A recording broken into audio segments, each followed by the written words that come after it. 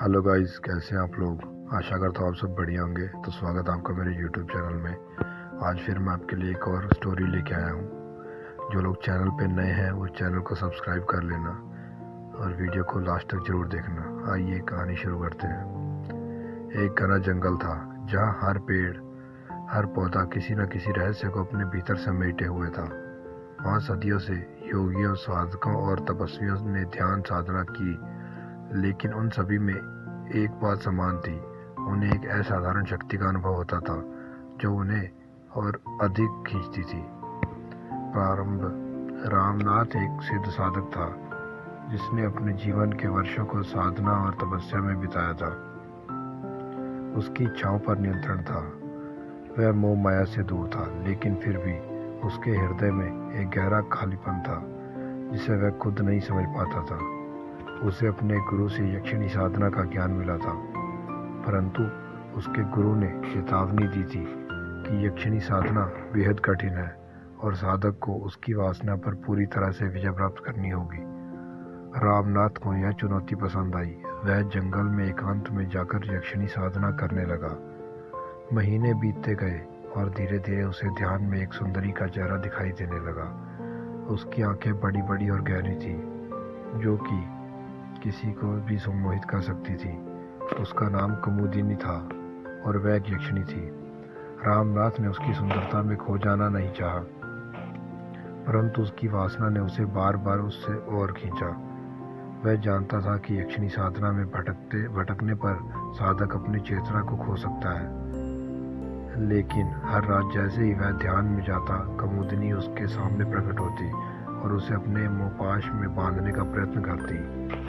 धीरे धीरे रामनाथ की साधना में एक विचित्र बदलाव आने लगा। वह कुमुदिनी के प्रति आकर्षित होने लगा। उसकी साधना में अधीरता बढ़ने लगी। उसे बार बार ऐसा अनुभव होता जैसे कुमुदिनी उसे छू रही हो, उसके पास बैठकर उसके कानों में कुछ मीठी मीठी बातें कर रही हो।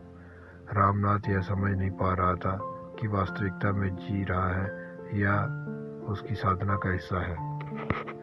एक रात रामनाथ ने ध्यान करते हुए खुद को यक्षिणी के स्पर्श से नहीं रोक पाया। उसके मन में तीव्र वासना जाग उठी। यक्षिणी ने उसे अपने करीब बुलाया और उसकी आंखों में एक ऐसी मोहकता भरी कि रामनाथ खुद पर नियंत्रण नहीं कर रख सका। वह कुमुदिनी के पास गया और उसके साथ आत्मिक रूप से जुड़ने का प्रयत्न करने लगा। कुमुदिनी ने उसकी वासना को समझा और उसे और अधिक पास बुलाया। वह एक मोहक मुस्कान के साथ बोली, साधक, तुम्हारी साधना अब तक अधूरी थी। आज तुम अपने मोह के बंधन को त्याग कर मेरे पास आ रहे हो। क्या तुम मेरे साथ सदा के लिए रहोगे? रामनाथ ने बिना सोचे समझे हामी भर दी। उसकी चेतना उस वक्त उसकी वासना के नियंत्रण में थी। जैसे ही वह कुमुदिनी के पास पहुंचा, उसने उसकी ऊर्जा को अपनी शक्ति में परिवर्तित कर लिया। रामनाथ अचानक थकान से भर गया।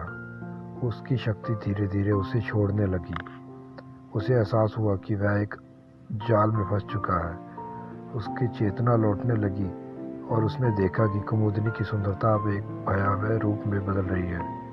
वह समझ गया कि उसने वासना के जाल में फंसकर अपनी साधना को खो दिया है।